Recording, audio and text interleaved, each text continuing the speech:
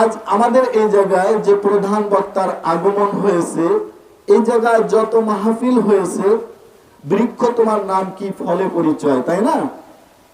আমি মুখে বললে তো আপনারা এটা মেনে নেবেন না। বৃক্ষ তোমার নাম কি ফলে পরিচয়। আম গাছে আম ধরবে এটাই স্বাভাবিক।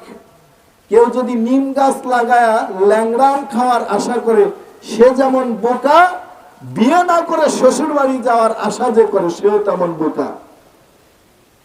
এখন আমাদের এই জায়গায় যে বক্তা এসেছেন, প্রধান বক্তা, সারা বাংলার আলোড়ন সৃষ্টিকারী একজন বক্তা এবং সুপরিচিত মুখ।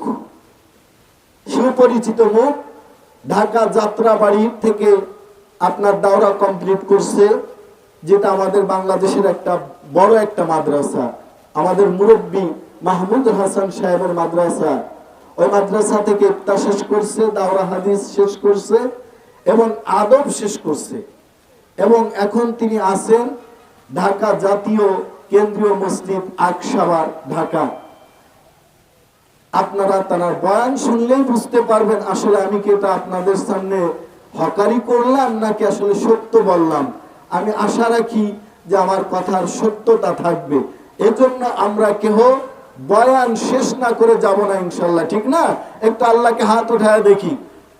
নারায়ে তাকবীর, নারায়ে তাকবীর। আল কোরআনের আলো, আল কোরআনের আলো,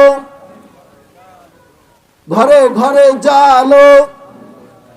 আল্লাহ, তোমার জন্য যারা হাত উঠেছে সকলের হাতখানাকে কবুল করো।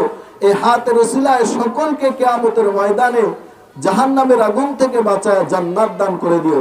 সকলে বলি আমিন।